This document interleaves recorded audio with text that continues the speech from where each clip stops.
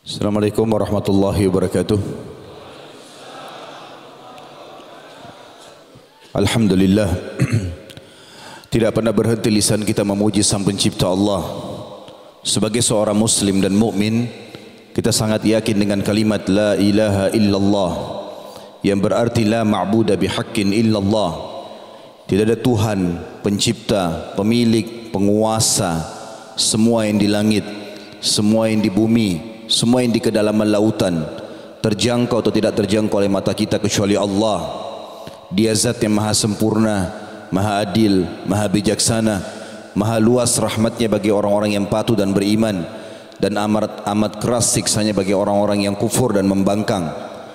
Allah dengan kemahasempurnaannya telah memudahkan kepada kita agar berhubungan dengannya secara langsung dalam hal memenuhi segala kebutuhan kita untuk roda kehidupan di muka bumi ini dengan kalimat yang mudah untuk diucapkan, penuh dengan berkah, dan dipastikan janji Allah benar padanya, karena Allah tidak pernah memungkiri janjinya.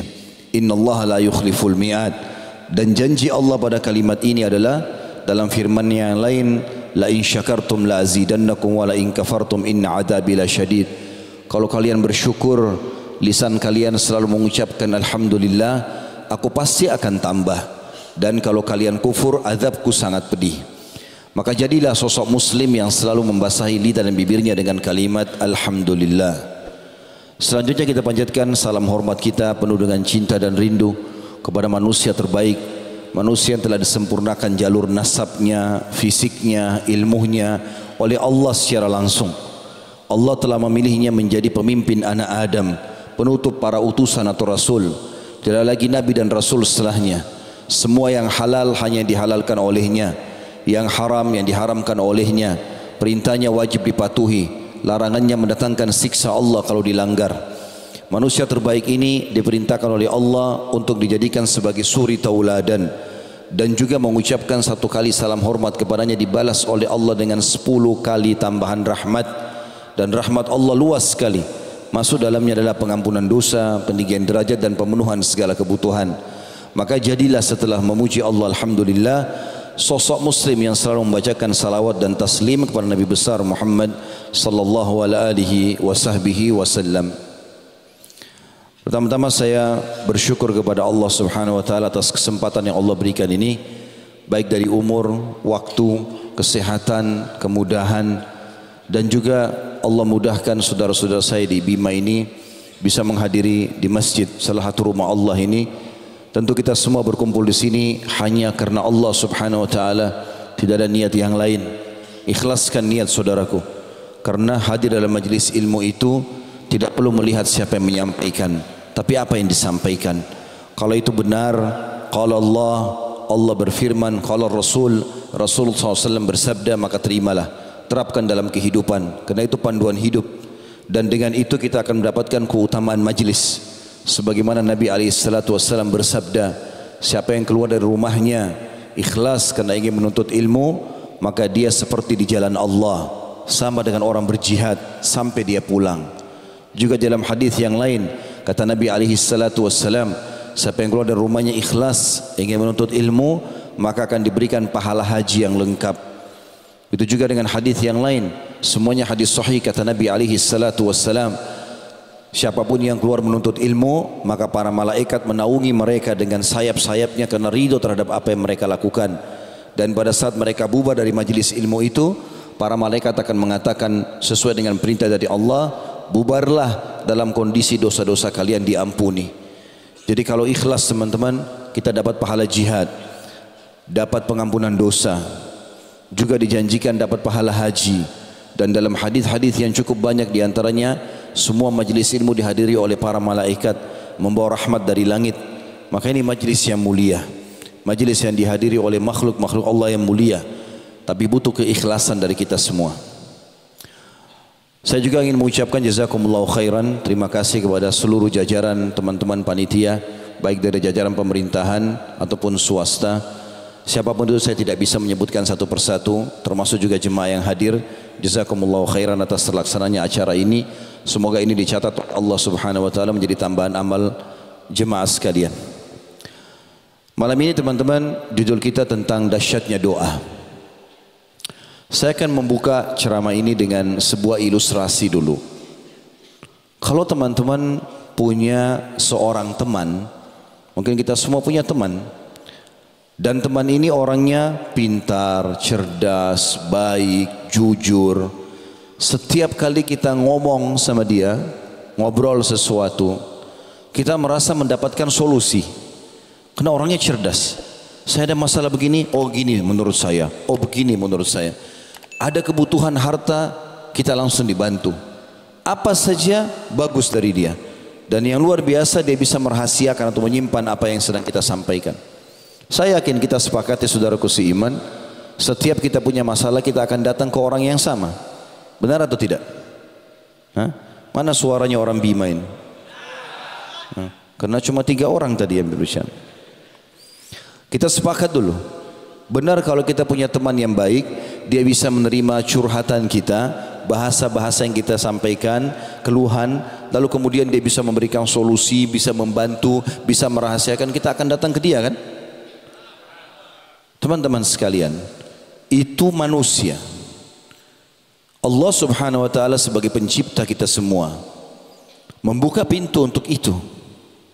Bagaimana setiap sosok hambanya, siapapun itu, mau kaya, mau miskin, ya, mau masih muda, sudah tua, yang sehat, yang sakit, silakan menyampaikan bahasanya dan curhatannya kepada Allah. Allah zat yang maha sempurna, maha kaya. Allah menerima semua permintaan hambanya. Asal permintaan tersebut memenuhi syarat-syarat, maka tidak ada yang perlu diragukan. Kenapa seseorang di antara kita teman-teman sekalian pada saat kerja di sebuah kantor, dia begitu semangat kerja dan dia sangat yakin akhir bulan dia terima gaji? Kenapa dia begitu yakin?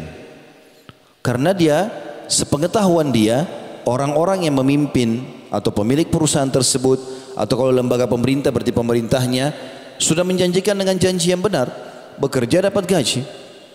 Maka kita semangat kerja. Itu juga sama, masih janji manusia. Yang manusia mungkin masih bisa memungkiri janjinya.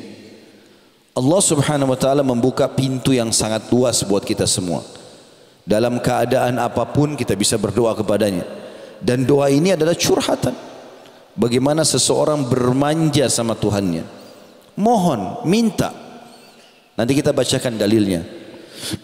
Dan pada malam ini dengan izin Allah Subhanahu wa taala kita akan bahas tuntas tentang masalah definisi doa, keutamaannya, syarat-syarat diterima, apa kira-kira yang membuat doa-doa tidak diterima, doa-doa apa yang pilihan yang dipilih oleh Nabi sallallahu alaihi wasallam, kapan waktu-waktu mustajab. Semua ini insya Allah coba kita rincikan. Berikut juga contoh-contoh dari para kalangan nabi-nabi, bagaimana mereka berdoa kepada Allah Subhanahu wa taala sehingga kita bisa menjadikan mereka sebagai suri tauladan. Sebelum dalam membahas masalah doa ini teman-teman sekalian, insya Allah sebentar kalau azan Isya silakan di break untuk sholat. Dan bagi teman-teman kita yang mukim silakan sholat Isya. Saya sama teman-teman tadi sudah menjamak untuk lebih memberikan spare tempat di masjid ini karena padatnya orang Masya Allah yang hadir.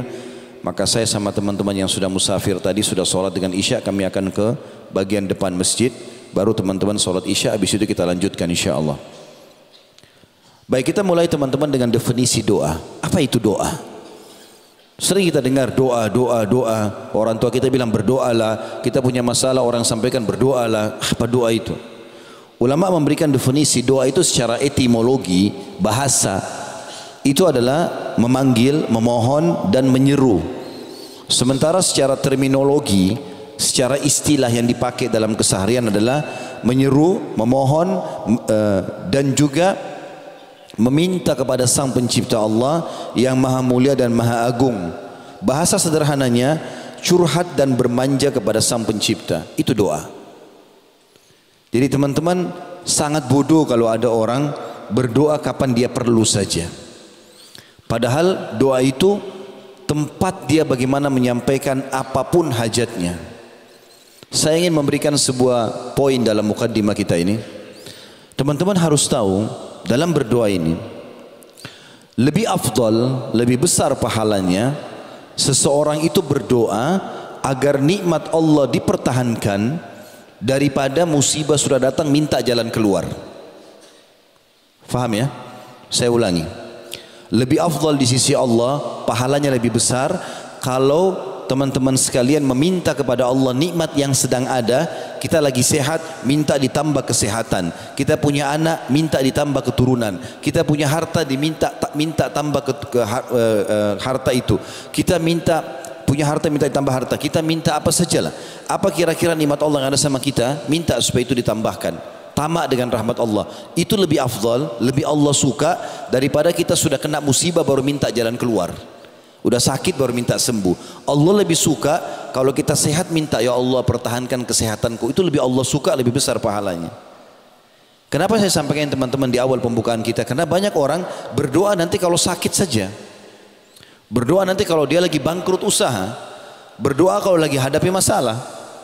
Padahal sebenarnya tetap lebih afdal dia menyampaikan doanya pada saat dia sedang dalam keadaan sehat, lagi kaya, lagi banyak semua fasilitasnya. Justru itu puncaknya. Sayangnya banyak sekali orang di antara kita teman-teman sekalian, contoh kalau dia sakit.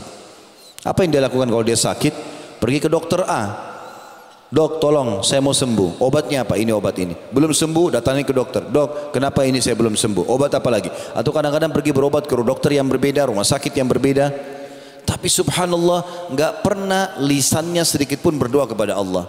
Allah dijadikan oleh dia nomor 30 dalam kehidupannya.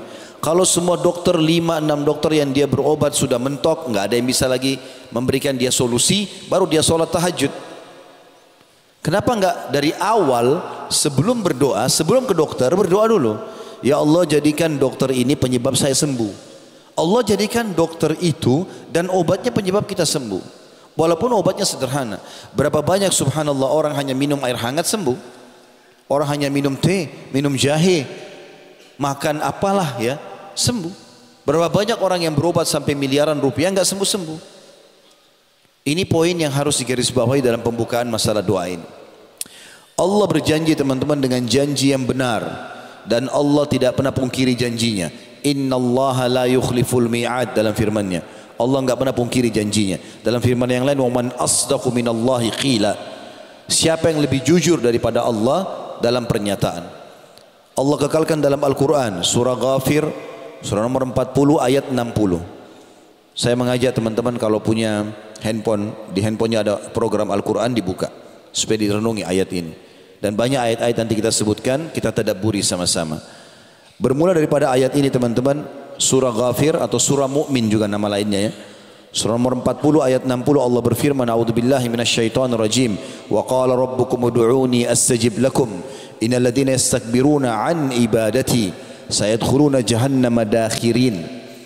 Artinya, dan Tuhanmu berseru hai Muhammad, sampaikan kepada seluruh umatmu, berdoalah kepadaku, niscaya akan ku perkenankan, pasti aku kasih. Minta apa saja aku kasih. Sesungguhnya orang-orang yang menyombongkan diri, maksudnya tidak mau berdoa, dari menyembahku, maksudnya merendah, tunduk, memohon, merengek sama Allah, maka akan masuk neraka jahanam dalam keadaan hina dina. Jadi ayat ini menjelaskan kepada kita dengan sangat tegas kalau Allah akan memperkenankan doa. Juga dalam sabda Nabi SAW, ad-doa huwal ibadah, doa itu adalah inti ibadah. Kata Ibnu Hajar rahimahullah, yang dimaksud dengan doa itu adalah ibadah, artinya bagaimana seseorang menggantungkan seluruh nasibnya, kebutuhannya, apapun hajatnya kepada Sang Pencipta Allah, dan dia tidak boleh lalai sedikit pun. Sebagaimana Allah sudah mengaturkan, mau enggak mau kalau dia sebagai seorang muslim, ada namanya doa mau tidur, doa bangun tidur, doa mau makan, doa habis makan, doa mau masuk rumah, keluar rumah, masuk kamar mandi, keluar kamar mandi, mau berhubungan biologis, mau apa saja, doanya banyak. Allah SWT sudah siapkan agar dalam setiap keadaannya dia selalu bergantung dengan Allah Subhanahu wa taala. Kalau teman-teman tidak mau berdoa, maka justru mengundang murkahnya Allah. Di dalam hadis riwayat Tirmidzi, Allah marah, kata Nabi SAW, Allah murka dengan orang yang tidak berdoa kepadanya. Itu dalam riwayat lain dikatakan, atau dalam naskah yang atau tulisan yang lain, barang siapa yang tidak berdoa maka Allah akan marah padanya. Jadi subhanallah, ada seorang penyair berkata, teman-teman sekalian, jangan kau minta sama manusia, karena kalau kau minta padanya dia akan marah.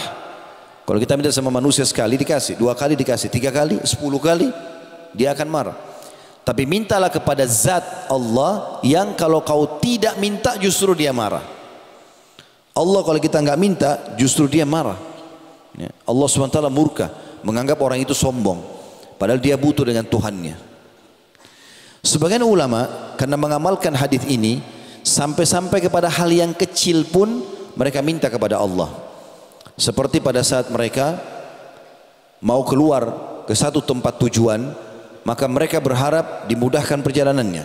Mereka berharap bisa menemui target yang dia inginkan, baik ketemu orang kah, membeli barang kah, apa saja, ingin makan makanan tertentu, maka dia dapatkan semua. Sampai kepada hal-hal yang kecil pun semuanya minta kepada Allah Subhanahu wa taala. Juga doa ini kalau Bapak Ibu lakukan, dia menjadi satu perbuatan yang sangat mulia dan besar sekali pahalanya. Di dalam hadis Tirmidzi juga dikatakan, kata Nabi SAW, tidak ada sesuatu yang paling mulia di sisi Allah melebihi doa. Lebih dalam kita masuk teman-teman ke bahasan doa. Itu tadi baru definisinya, gambaran tentang apa itu doa. Kita ada poin sebenarnya saya susun di sebuah tulisan saya, insya Allah terbit dalam bentuk buku dalam waktu dekat, judulnya Dahsyatnya Doa seperti ini. Ada barang muhasabah dulu. Yang paling pertama teman-teman, kita harus fahami poin penting dalam doa juga. Doa itu adalah ibadah. Maksudnya kita melihat hasilnya sudah dapat atau belum dapat, maka dia adalah ibadah. Dalam arti kata, kita tetap akan dapat pahalanya pada hari kiamat, kalaupun kita tidak dapat di dunia, tapi dia dicatat pahala.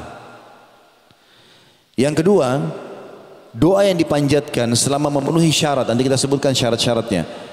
Selama memenuhi syarat maka pasti diterima. Hanya saja ada tahapan pemberian. Kata Nabi SAW, tidak ada seorang muslim pun di muka bumi yang berdoa pada Allah kecuali Allah akan menjawabnya, tetapi melalui salah satu dari 3 tahapan.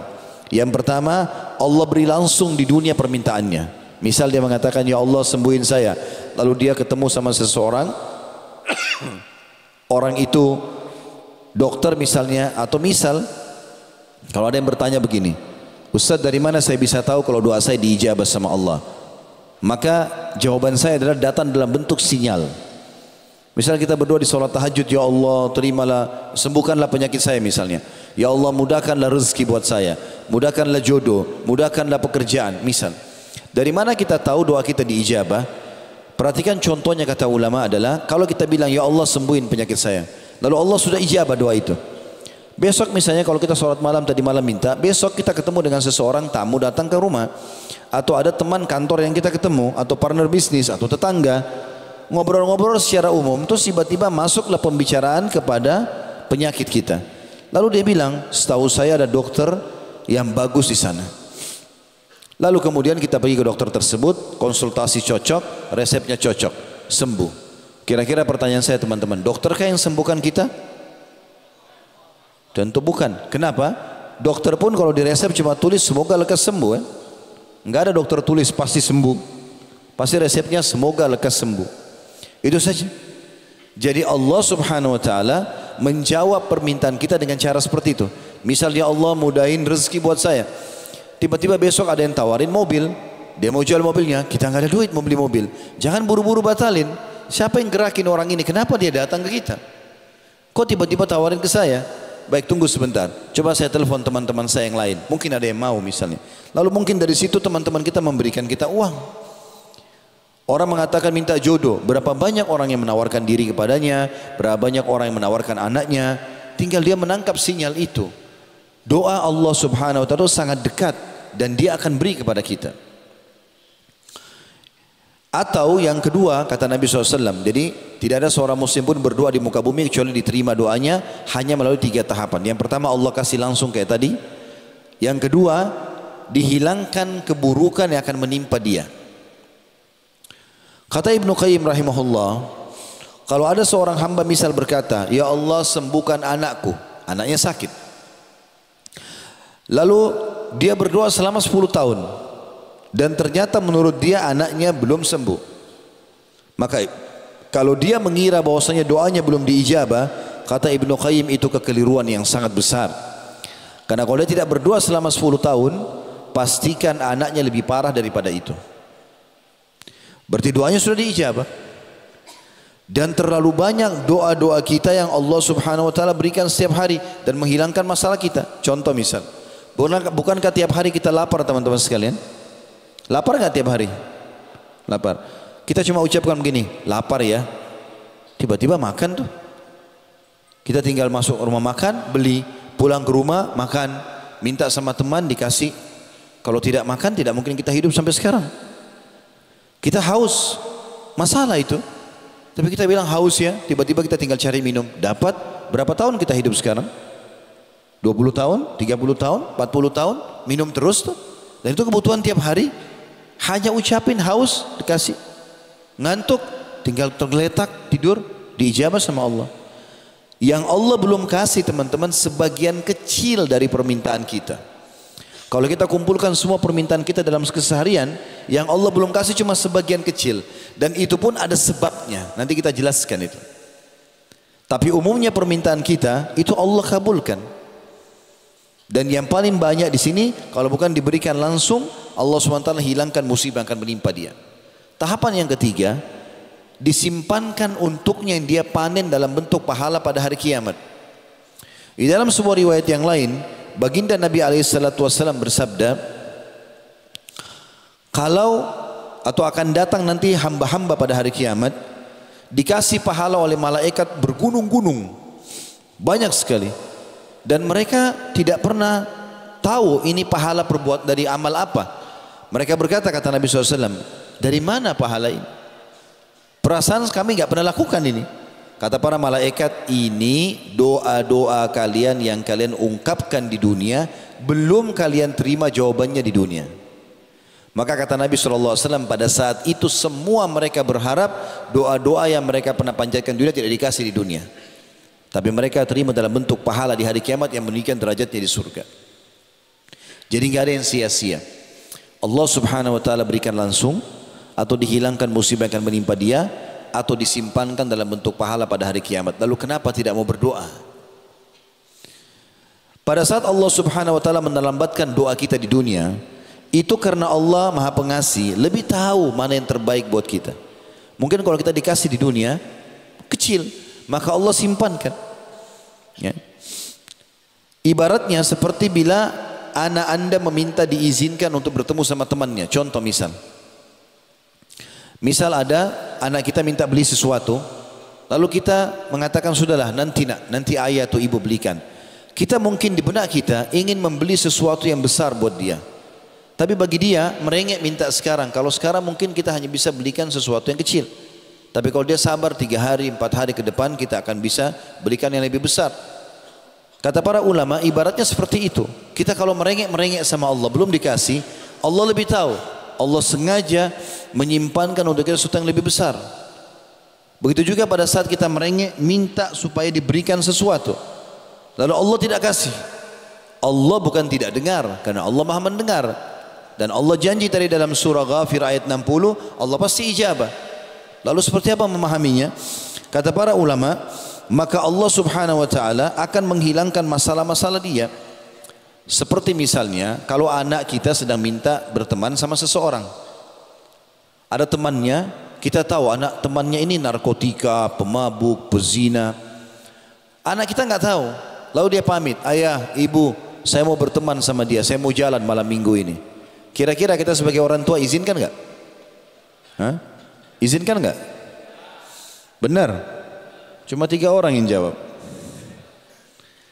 Kalau anak kita jelas mau bergaul sama penjahat, pembunuh, pezina, pamit sama kita sebagai orang tua, kita tahu ini anak temannya ini buruk, kita izinkan nggak? Tidak. Kenapa kita tidak izinkan? Karena kita lebih tahu daripada anak ini. Kata para ulama, pada saat seseorang minta sesuatu kepada Allah Azza wa Jalla, lalu Allah belum berikan, bisa karena Allah ingin berikan sesuatu yang lebih besar, atau memang kalau diberikan kepadanya malah buruk, malah akan mengganggu dia gitu. Saya kasih contoh berhubungan dengan masalah ini. Ada seorang doktor di Ummul Qura, sudah masuk waktu Isya? Oh. Ada seorang dosen di Ummul Qura, beliau bernama Dr. Muhammad Hafizahullah. Saya pernah dengar cuplikan ceramahnya menyampaikan sebuah kisah unik berhubungan dengan masalah doa ini. Dia bilang ada teman saya sangat soleh, bagus sekali ibadahnya. Satu waktu dia lamar seorang wanita, dan ini bisa diambil pelajaran bagi teman-teman yang masih bujang. Ada bujang nggak hadir sini? Banyak. Kasihan betul. Maka Dr. Muhammad bilang, teman saya ini sangat soleh, ibadahnya bagus, luar biasa pokoknya udah. Suka sedekah, bakti sama orang tua, semua kebaikan ada padanya. Satu waktu dia lamar wanita, satu wanita cocok udah. Perempuan itu juga cocok, dilamar. Sepakat 3 bulan lagi pernikahan. Subhanallah, 1 bulan berlalu dari masa kesepakatan 3 bulan ini. Misalnya Januari dilamar, April akan menikah.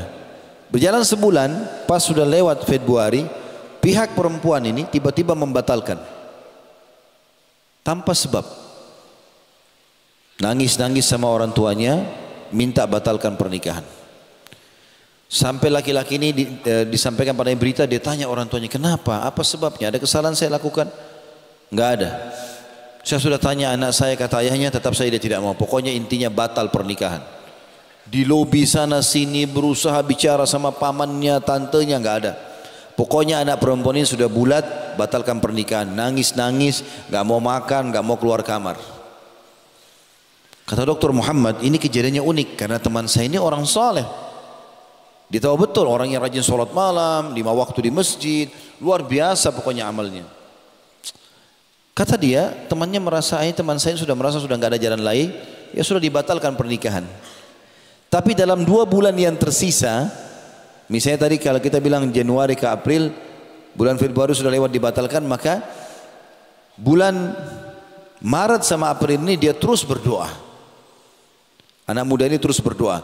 Terus dia berdoa kepada Allah dan doanya selalu, ya Allah kembalikan dia kepada saya, mudahkan saya menikahinya, saya suka dia, jangan sampai saya malu di tengah-tengah masyarakat dan segala macam bahasa. Kata Dr. Muhammad, saking seriusnya teman saya ini berdoa, kalau saya lagi ketemu di masjid antara azan iqamah, selalu aja saya dengar doanya minta kembali perempuan itu. Dan saking kesiannya saya juga bilang, ya Allah kabulkan. Karena luar biasa doanya, merengek-merengek minta nikah sama perempuan ini. Kata Dr. Muhammad, jadi pertanyaan buat saya, 2 bulan dia berdoa berturut-turut, Allah seperti nggak kabulkan. Terbukti setelah bulan hari H pernikahannya yang tadi ditentukan itu yang dibatalkan, lewat perempuan ini rupanya tunggu tanggal itu, lewat tanggalnya dia lamar oleh laki-laki lain menikah. Jadi orang baru melamar tiba-tiba diterima menikah. Pada saat itu dia berhenti berdoa karena sudah jadi istri orang. Gak boleh lagi antum berdoa, ya Allah matikan suaminya misalnya. Dia berhenti berdoa.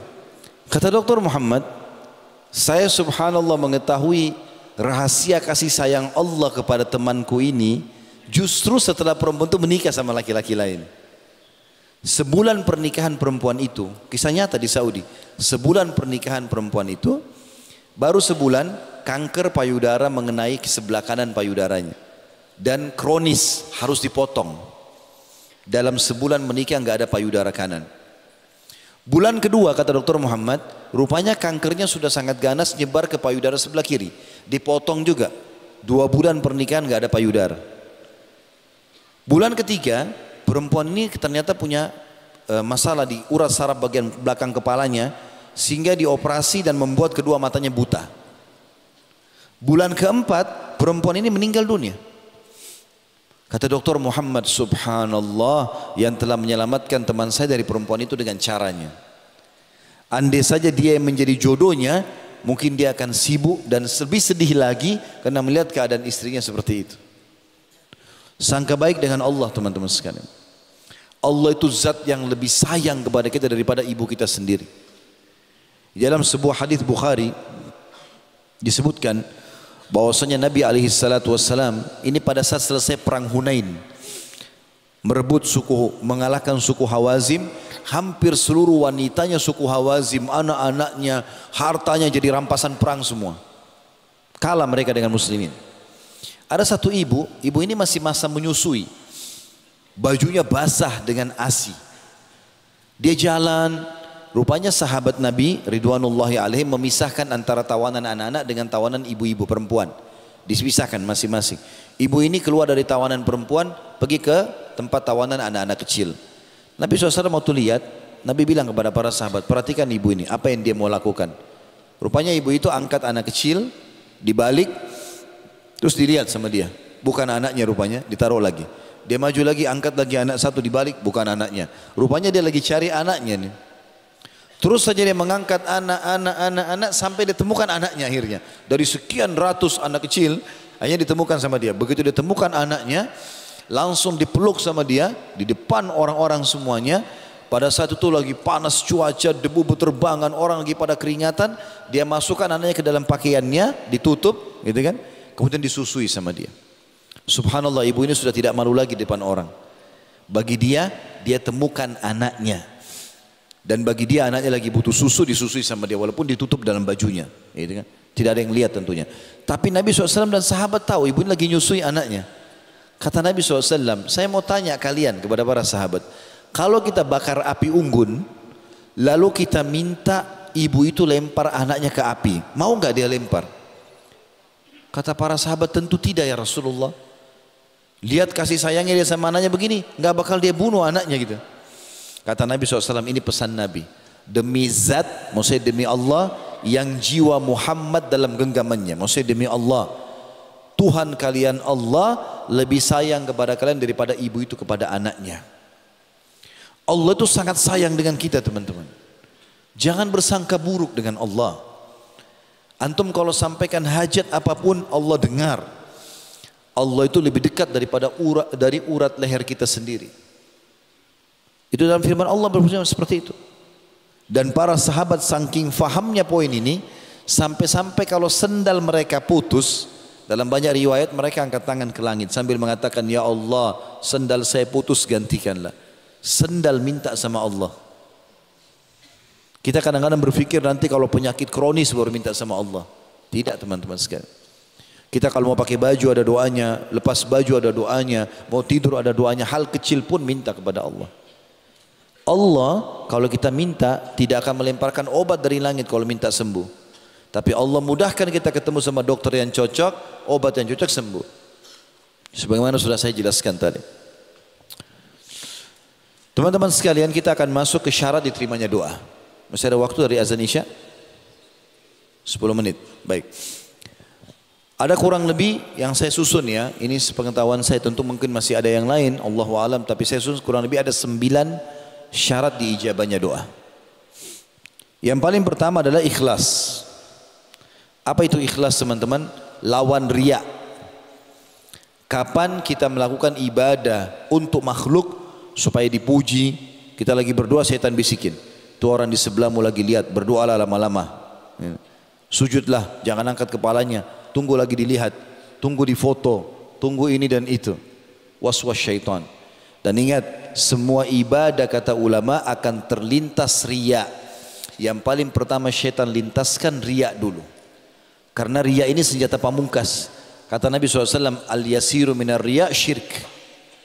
Sedikit saja riya, mau pamer, melakukan ibadah karena makhluk, maka sudah syirik. Ditolak sama Allah. Makanya teman-teman kita harus menjaga keikhlasan ini. Kalau dasarnya ibadah itu diperintahkan oleh Allah di depan umum, kita kerjakan depan umum. Kalau dasarnya diperintahkan tersembunyi, sembunyikan.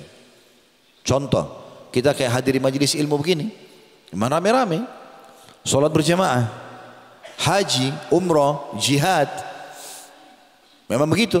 Cari nafkah, kita di luar, memang depan umum. Tinggal kita kontrol niat kita ikhlas. Tapi kalau ibadah itu memang dasarnya tersembunyi, kayak sholat tahajud, sholat duha, zikir, orang tidak dengar, berdoa, jangan dipamer, jangan dibilang, jangan diperlihatkan ke orang lain. Selesai, nggak ada yang tahu. Saya berbagi di poin ini teman-teman sekalian. Abdullah bin Mubarak rahimahullah, salah satu ulama tabi'in yang masyhur dengan kesolehannya. Dia subhanallah kalau lakukan satu ibadah, dia kebanyakan selalu tutup mukanya dengan imamah. Jadi kepalanya di imamah, ada sisa kainnya ditutup lagi wajahnya. Termasuk di kancah jihad. Satu waktu pernah pasukan muslimin berangkat untuk melawan pasukan Romawi di zaman beliau. Abdullah bin Mubarak ini ulama besar, ya. Maka dia berada di belakang sekali pasukan, dan dia sengaja pakai imamah yang tebal, lalu alisnya ditutup sama dia. Dan kelopak mata di bawah hidungnya juga, di bawah matanya juga ditutup. Orang kalau pakai cadar atau pakai imamah seperti ini, kalau alisnya kelihatan masih bisa dikenal, oh ini si fulan. Tapi kalau ditutup alisnya, cuma bola mata, susah dikenal. Lalu dia berada di belakang sekali pasukan, nggak ada yang tahu dia. Subhanallah, itu pasukan muslim ketemu sama pasukan kafir. Rupanya ada dari pasukan Romawi satu orang berotot, badannya besar, memegang pedang yang sangat besar, dan dia tunjukkan keterampilannya di depan pasukan muslimin. Banyak umat Islam yang takut menghadapi dia. Dia nantang, siapa yang mau duel? Siapa yang mau duel? Nggak ada yang maju, subhanallah. Muncullah Abdullah bin Mubarak dari belakang, tapi dia pakai tutupan muka tadi. Abdullah bin Mubarak ini badannya tidak besar, kecil. Maju, lawan orang tersebut. Terjadi duel yang sangat luar biasa hebat. Dengan beberapa gerakan saja berhasil dikalahkan dan terbunuh orang kafir ini.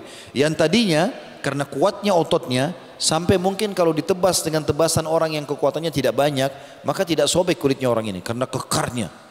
Seperti binaragawan kalau kita gitu. Tapi subhanallah, Abdullah bin Mubarak bisa membunuhnya. Waktu dia mati, orang-orang pada bertakbir, Allahu Akbar, Allahu Akbar. Semangat umat Islam semangat lagi. Abdullah bin Mubarak jalan di pinggir pasukan, pergi ke belakang. Enggak pamer-pamer depan orang, angkat pedang, enggak, ke belakang.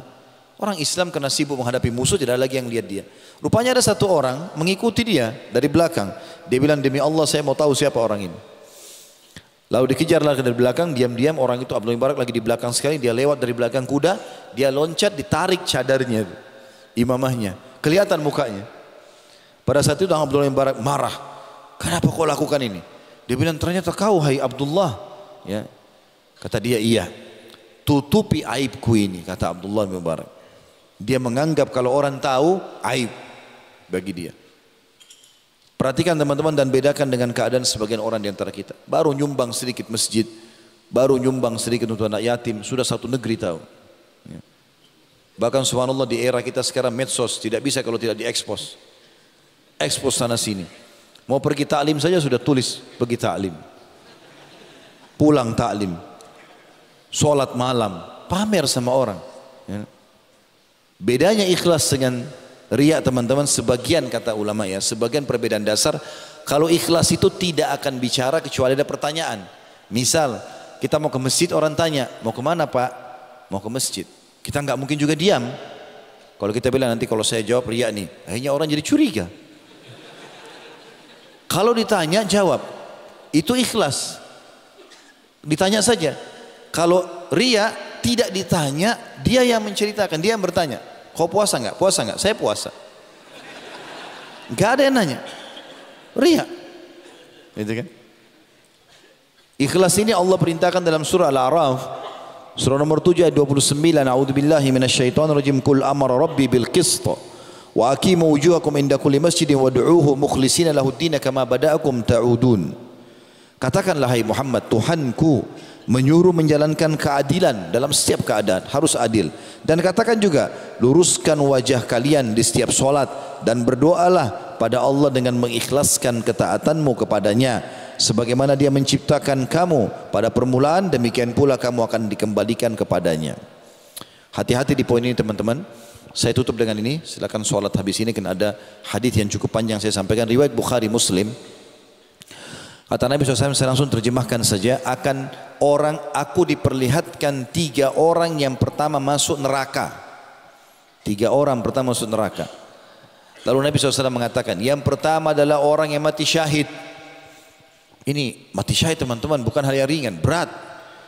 Ya, kalau kita laki-laki ini, fahami kita harus ke medan jihad, tinggalkan istri, tinggalkan pekerjaan, masuk di medan perang, bisa tangannya terputus, bisa matanya tercongkel, bisa disiksa, bisa segala macam. Iya kalau langsung mati, kalau enggak sulit untuk mendapatkan itu, dan itu pun harus ikhlas, kalau enggak jadi masalah. Kata Nabi SAW, orang yang pertama dilempar ke api neraka bukan orang kafir, orang yang mati syahid. Lalu Nabi SAW jelaskan, Allah datangkan dia, kemudian Allah perlihatkan kepadanya segala macam nikmat, dari badannya yang kekar, sifat keberaniannya, keterampilan perangnya, biaya yang dia keluarkan, segala macam. Akhirnya Allah Subhanahu wa taala memperlihatkan dan dia kenal nikmat-nikmat itu semua. Lalu Allah tanya, apa kau gunakan? Di mana kau gunakan ini semua? Keberanianmu, kekuatan ototmu, keterampilan perangmu, hartamu, di mana? Di mana ya Allah? Enggak ada satupun kesempatan untuk berjihad di jalanmu kecuali aku lakukan. Dan itu aku lakukan karena kamu. Kata Allah SWT, kau telah dusta. Di hari kiamat enggak bisa lagi orang bohong. Kau telah dusta. Kau berperang supaya kau dikatakan seorang yang pemberani, dan sudah diucapkan. Kau sudah dapat itu pujian orang. Maka Allah memerintahkan dia, memberikan malaikat untuk menyeret wajahnya di bawah di tanah lalu dilempar ke api neraka. Teman-teman, pujian orang yang selama ini dikejar oleh orang yang ria ini hanya sepanjang lidahnya. Ini saja. Kamu hebat ya, kamu soleh ya, kamu soleha, oh kamu dermawan. Ini sepanjang lidah. Pujian orang enggak membuat perut kita kenyang, enggak membuat wajah kita tambah tampan, enggak membuat harta kita bertambah, enggak ada manfaatnya. Enggak buat apa-apa. Ada orang semalam suntuk sholat malam, besok pagi cerita sama teman di kantor, hilang semalam suntuk dengan 2-3 kalimatnya. Untuk apa? Apa manfaatnya? Dan ini kata Nabi SAW, dia mati syahid karena dia mau dikatakan seorang pemberani. Sudah diucapkan, sudah dapat. Oh itu perang panglima, itu kesatria, itu segala macam.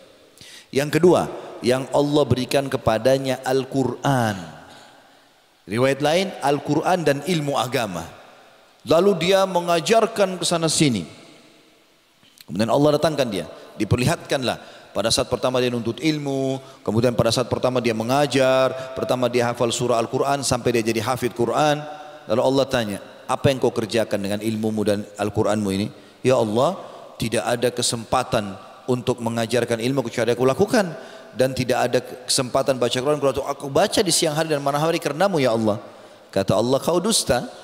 Kau belajar agar kau dikatakan seorang alim, ulama, dan kau belajar dan kau baca Quran supaya kau dikatakan qari, pembaca Al-Quran, gitu kan? Dan sudah diucapkan, tapi kau dusta. Maka diseret wajahnya, dilempar ke api neraka. Bayangkan hafid Quran dan dai. Yang ketiga adalah orang yang Allah berikan, kata Nabi SAW, harta yang melimpah. Segala macam jenis harta ada sama dia. Semua jenis bisnis dikuasai sama dia, sampai kaya raya. Dan dia sibuk berinfak. Allah perlihatkan di hari kiamat, dia tonton semuanya. Dia kenal nikmat itu. Allah tanya, apa yang kau kerjakan dengan harta ini? Ya Allah, aku tidak melihat sebuah kesempatan pun untuk berinfak kecuali aku berinfak di jalanmu. Karena kamu ya Allah. Kata Allah, kau telah dusta. Kau berinfak agar kau dikatakan jawad, dermawan, dan sudah diucapkan. Lalu kemudian diseret wajahnya, dilempar ke dalam api neraka.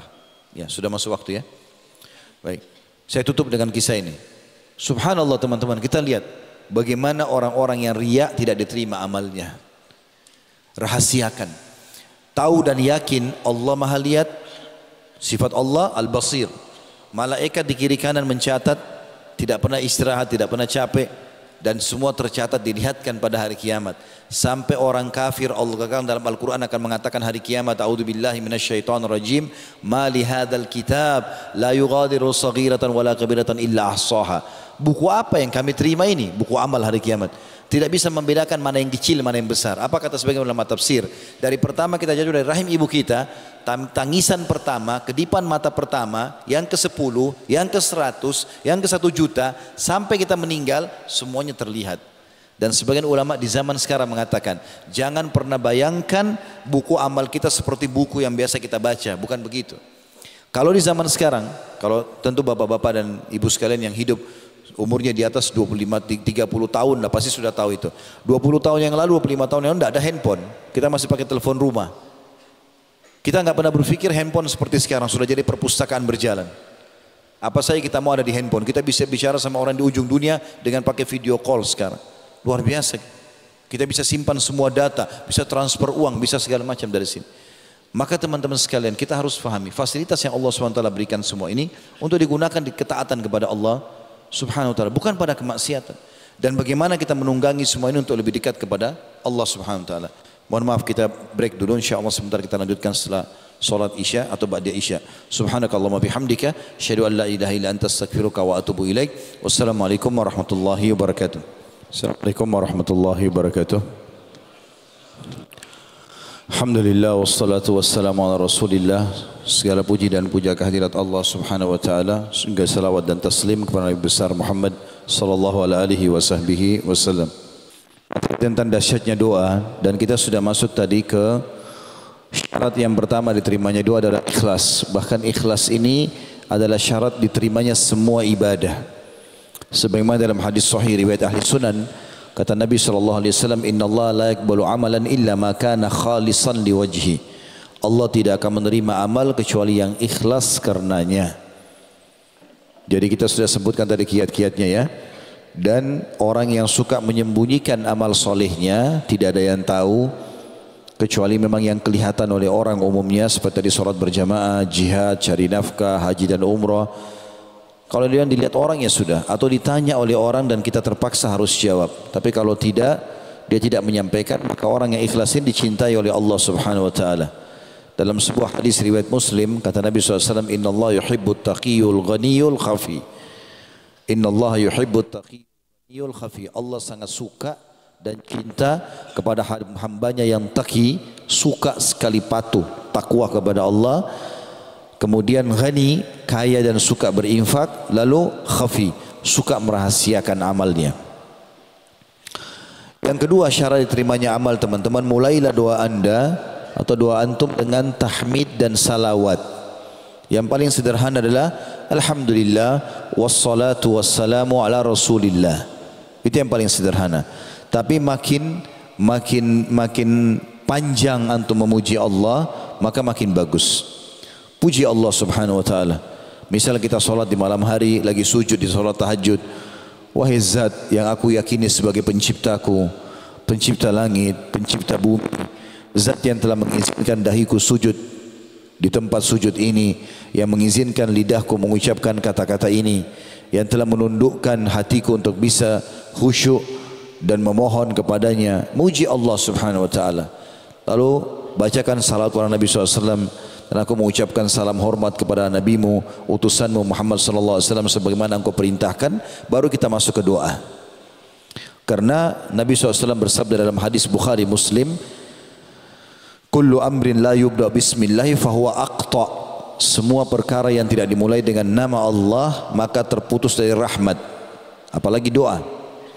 Juga tentang salawat. Kata Nabi SAW, semua doa dalam hadis riwayat Abu Daud, semua doa yang tidak dimulai dengan salawat kepadaku akan tertolak atau tertahan. Pernah ada sahabat masuk masjid, kemudian dia tiba-tiba mengatakan, Allahumma gfirli. Maka Nabi SAW mengatakan, ista'jala hadha. Orang ini tergesa-gesa sekali. Mestinya dia memuji Allah dulu, dia membaca salawat kepadaku, baru dia sampaikan hajatnya. Maka ini syarat. Kecuali kata ulama, memang dasarnya doa itu sudah ditentukan tempatnya, jenisnya, waktunya. Misal doa ruku, doa sujud, ya, doa i'tidal, doa sebelum salam, doa mau makan, doa masuk kamar mandi. Ini biar tidak dimulai dengan tahmid dan salawat tidak masalah. Tapi kalau doa permohonan, kita mohon sesuatu pada Allah, maka dimulai dengan tahmid dan salawat. Yang ketiga teman-teman, syaratnya adalah khauf dan tamak. Harus diikuti dengan rasa takut kepada Allah Subhanahu wa taala dan juga tamak dengan rahmat Allah. Allah sebutkan itu dalam surah Al-A'raf, surah nomor 7 ayat 56. A'udzubillahi minasyaitonir rajim. Wala tufsidu fil ardi ba'da islahiha. Wala tufsidu fil ardi ba'da islahiha wad'uuhu khaufan wa tam'a. Inna rahmatullahi qaribun minal muhsinin. Dan jangan kau membuat kerusakan di muka bumi dari dosa ke dosa, mengajak orang lain juga terjerumus dalam dosa dan kemaksiatan. Sesudah Allah memperbaikinya, Allah sudah turunkan peraturan-peraturan mana boleh mana tidak boleh. Dan berdoalah kepadanya, kepada Allah dengan rasa takut. Maksudnya takut akan azabnya kalau kita berlindung dari api neraka, takut kalau Allah Subhanahu wa taala belum ijabah, ya, sehingga dia lebih memperbanyak doanya dan penuh harapan, keyakinan akan dikabulkan. Sesungguhnya rahmat Allah sangat dekat dengan orang yang berbuat baik. Dan ini sudah saya jelaskan tadi ya. Kalau kita tamak dengan rahmat Allah itu perintah agama, sunnah Nabi SAW. Sehat minta supaya ditambah sehatkan. Ada harta minta supaya dilipat gandakan hartanya, keturunannya, segala macam hal. Tamak dengan rahmat Allah ini adalah puncak daripada ibadah itu. Bahkan teman-teman sekalian, puncak pahala yang kita dapatkan dari sebuah ibadah kalau kita mengejar janji Allah di situ. Misal kalau teman-teman bilang, bisa enggak Ustaz, saya sholat malam tahajud dengan niat doa saya diijabah. Loh, memang itu targetnya. Kalau kita bangun sholat malam tahajud dengan menginginkan agar doa kita diijabah, justru puncak pahala di situ. Boleh enggak saya sedekah supaya saya jadi orang kaya? Memang begitu janjinya. Memang itu targetnya. Kata Nabi SAW, "Manaqasa malu min sadaqah." Tidak berkurang harta hamba karena sedekah, dia akan bertambah. Gitu kan? Apa saja yang kita lakukan? Boleh enggak saya bakti sama orang tua supaya Allah juga kasih anak saya berbakti? Memang begitu sabda Nabi SAW. Berbaktilah pada kedua orang tua kalian agar anak-anak kalian berbakti pada kalian. Dan seterusnya. Yang keempat, menggunakan Asmaul Husna, syaratnya. Dan yang paling bagus kalau kita mengikuti iramahnya. Maksudnya gini, misalnya kita bilang ya Ghafur ikfirli, wahai zat yang maha pengampun, ampunilah aku. Ya Tawwab tub alayya, wahai zat yang menerima taubat, terimalah taubatku. Ya Razzaq urzukni, wahai zat yang maha pemberi rezeki, berikan aku rezeki. Ya Rahman irhamni, wahai zat yang maha pengasih, kasihanilah aku. Jadi seperti itu.